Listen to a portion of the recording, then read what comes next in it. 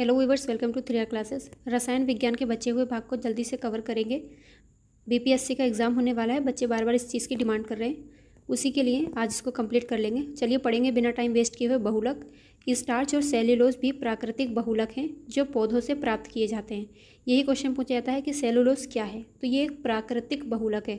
बहुलक के साथ साथ प्राकृतिक भी याद रखिएगा। ये पीसीएस में क्वेश्चन बना है कि सेल्यूलोज कैसा बहुलक है, तो प्राकृतिक बहुलक है।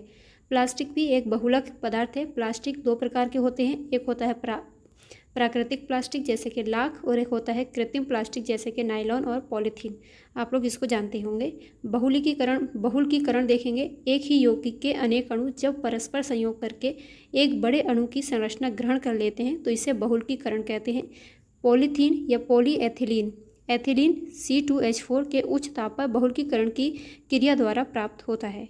रसायन विज्ञान के विशेष तथ्य देखिएगा। हाइड्रोजन सबसे हल्का तत्व है, काफ़ी बार क्वेश्चन बना है यहाँ से। ऑस्मियम और इरिडियम सबसे भारी तत्व हैं। हाइड्रोजन सबसे हल्का है, जबकि ऑस्मियम और इरिडियम सर्वाधिक भारी तत्व हैं। ऑक्सीजन यानी O2 भूपरत में सबसे अधिक मात्रा में पाए जाने वाला तत्व है। काफ़ी बार ये क्वेश्चन यहीं से बन जाता है कि भूपरपट्टी पर यानी भूपरत पर सबसे अधिक मात्रा में पाए जाने वाला तत्व कौन सा है, वो है ऑक्सीजन। रासायनिक पदार्थ हैं, उनके व्यावसायिक नाम और रासायनिक सूत्र भी देखिएगा, इंपॉर्टेंट है, क्वेश्चन बनते हैं। शुष्क बर्फ, तो बहुत बार क्वेश्चन बना है कि शुष्क बर्फ किसको कहते हैं। ठोस कार्बन डाइऑक्साइड गैस को ही शुष्क बर्फ कहते हैं, यानी CO2 कौन सी वाली, ठोस। याद रखिएगा। मार्श गैस, जिसको गोबर गैस के नाम से भी जानते हैं, रासायनिक नाम है इसका मीथेन और सूत्र है CH4। मूर्खों का सोना, आयरन पाइराइड या आयरन सल्फाइड को मूर्खों का सोना कहा जाता है। FeS इसका सूत्र है। रेड लेड ट्राइप्लाम्बिक या टेट्रा ऑक्साइड PV3O4 इसका सूत्र है। बुझे चूने का पानी यानी बुझा हुआ चूना, क्वेश्चन बना है यहाँ से। कैल्शियम हाइड्रोक्साइड याद रखिएगा, इसका फॉर्मूला भी याद रखिएगा, CaOH2। बुझे हुआ चूना यानी चूने का पानी कैल्शियम हाइड्रोक्साइड। अगर कैल्शियम ऑक्साइड या क्विक लाइम की बात करेंगे तो ये है चूना, लेकिन कौन सा वाला, बिना बुझा, CaO। जिप्सम, कैल्शियम सल्फेट, यहाँ से क्वेश्चन बना गया है। कैल्शियम सल्फेट को किस नाम से जानते हैं, जिप्सम के नाम से, यही क्वेश्चन पूछा गया था।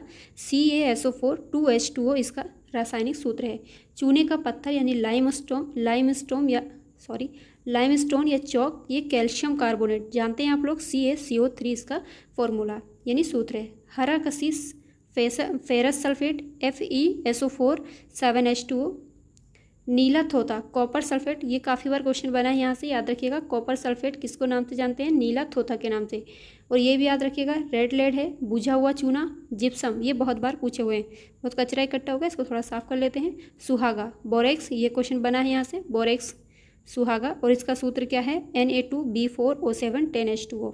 नौसाधर, काफ़ी बार क्वेश्चन बना है यहाँ से। अमोनियम क्लोराइड, एकदम रट लीजिएगा इनको, यहाँ से क्वेश्चन अक्सर पूछे जाते हैं। देखिए स्क्रीनशॉट रखिए और बार बार इसका रिवीजन जरूर करिएगा, आपको क्वेश्चन यहाँ से डायरेक्ट मिलेंगे। NH4Cl इसका नौसाधर का रासायनिक सूत्र है। आगे चलते हैं। अत्यंत ज्वलनशील होने के कारण सोडियम को कहाँ पर रखा जाता है, मिट्टी के तेल यानी केरोसिन ऑयल में रखा जाता है। मीथेन CH4 को मार्श गैस या दलदली स्थानों पर पाई जाती है, इसी कारण इसको मार्श गैस भी कहा जाता है। गोबर गैस का मुख्य अवयव है मीथेन यानी CH4। जंगलों में गिरे हुए पत्तों के सड़ने से मीथेन गैस बनती है। तीनों ही लाइनों से, इन तीनों ही पॉइंट से क्वेश्चन पूछे गए हैं, याद रखिएगा।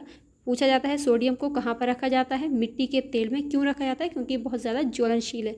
मार्श गैस के नाम से किसे जानते हैं, मीथेन को। कहाँ से ये हमको मिलती है, तो दलदली स्थानों से। जो पशु होते हैं जो मुंह से जुगाली करते हैं ना, जो वाइट वाइट निकलता है, तो उनके जुगाली करने से मीथेन गैस निकलती है। ये क्वेश्चन भी याद रखिएगा, पूछा हुआ है। गोबर गैस का मुख्य अवयव है methane CH4। Methyl isocyanide Mick, जिसको जानते हैं मिक, एक जहरीली गैस है जिसका उपयोग कीटनाशक बनाने में किया जाता है। 2-3 दिसंबर की रात में 1984 में कहाँ पर, भोपाल में गैस दुर्घटना होती है। इसको भोपाल गैस त्रासदी के नाम से भी जानते हैं। इसमें यूनियन कार्बाइड फैक्ट्री भोपाल से इसी गैस का रिसाव हुआ था, जिसके कारण हज़ारों लोग यहाँ पर मारे गए थे। देखिएगा, कभी कभी मिक डायरेक्ट दे देगा इसे, कभी इसका पूरा नाम देता है, मिथाइल आइसोसाइनाइड। घटना कब हुई थी, भोपाल गैस त्रासदी के नाम से जानी जाती है, 1984 में हुई थी। 2 और 3 दिसंबर की रात में हुई थी। आगे चलते हैं। रसायन सामान्य रसायन की बात करेंगे, हीटर की कॉइल जो होती है वो नाइक्रोम मिश्र धातु की बनी हुई होती है। पेट्रोल को गैसोलीन भी कहते हैं। जब पेट्रोल में 10 से 20% एथिल या मेथिल अल्कोहल मिलाते हैं तो इस मिश्रण को गैसोहॉल कहते हैं। यही क्वेश्चन पूछा गया था, गैसोहॉल किसका मिश्रण है, तो याद रखिएगा गैसोलीन और मेथिल अल्कोहल। फिर से देखिए, गैसोहॉल किसका मिश्रण है, ये पीसीएस में बीपीएससी में काफ़ी बार क्वेश्चन यहाँ से रिपीट हुआ है। गैसोहॉल गैसोलीन और मेथिल अल्कोहल यह एथिल का मिश्रण है। इसमें 10 से 20% पेट्रोल में एथिल या मेथिल अल्कोहल मिलाया जाता है। स्टार लगा लीजिए। आगे चलते हैं, अति घातक विस्फोटक जिसका डायनामाइट रासायनिक रूप से नाइट्रोग्लिसरीन है, इसका आविष्कार किसने किया था, अल्फ्रेड नोबेल ने किया था। इनके नाम पर ही नोबेल पुरस्कार दिए जाते हैं। तो डायनामाइट का आविष्कारक कौन है, अल्फ्रेड नोबेल। इसमें किस रसायन का प्रयोग होता है, नाइट्रोग्लिसरीन। अति विस्फोटक है डायनामाइट, रासायनिक रूप से नाइट्रोग्लिसरीन इसका नाम होता है। अल्फ्रेड नोबेल ने इसकी खोज की थी। रासायनिक पदार्थ उनके प्राकृतिक स्रोत क्या हैं, जैसे कि कैसीन प्रोटीन रासायनिक पदार्थ है, उसके स्रोत क्या है, दूध और पनीर से मिलती है। निकोटिन बचपन से पढ़ते आ रहे हैं, तंबाकू से प्राप्त होता है। कैफीन, जो लोग चाय कॉफ़ी कोको चॉकलेट के ज़्यादा शौकीन हैं वो जान लें, उसमें कैफीन पाया जाता है। फॉर्मिक अम्ल, चींटी के डंक और बिच्छू के डंक जो विष होता है उसमें फॉर्मिक अम्ल पाया जाता है। कार्बन काल निर्धारण जीवाश्म चट्टानों आदि की आयु का पता लगाने की एक विधि है। कार्बन काल यानी कार्बन डेटिंग पद्धति पूछा जाता है। जीवाश्मों की चट्टाने की आयु का पता किसके द्वारा लगाया जाता है, तो आपको यूरेनियम काल दिखेगा, कार्बन डेटिंग या C4 आपको देखने मिल जाएगा। तो कार्बन डेटिंग ये जीवाश्म चट्टानों की आयु का पता लगाने के लिए एक विधि है। रात्रि के समय जो जुगनू होते हैं जो चमकते रहते हैं, उनसे जब प्रकाश निकलता है लूसीफेरिन नामक रसायन के ऑक्सीकरण के फलस्वरूप उनको जुगनू रात में चमकते हैं। ओजोन गैस चांदी की चमक को कैसा कर देती है, काला कर देती है ओजोन गैस।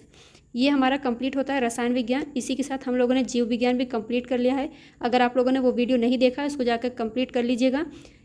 इसको देखने के बाद क्वेश्चन लगाइए, नो डाउट आपको बहुत ज़्यादा हेल्प मिलेगी। डायरेक्ट आपके क्वेश्चन एग्जाम में ज़रूर देखने को मिलेंगे।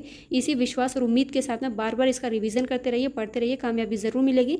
आपको इसका एक मास्टर वीडियो बना कर दे देंगे, उसको एक बार रिवाइज कर लीजिएगा, कंप्लीट हो जाएगा। चलिए, हंसते मुस्कुराते रहिए, पढ़ते रहिए। मिलेंगे अगली क्लास में, तब तक के लिए बाय। अगर वीडियो अच्छा लगा हो तो प्लीज़ लाइक एंड शेयर भी कर दीजिएगा।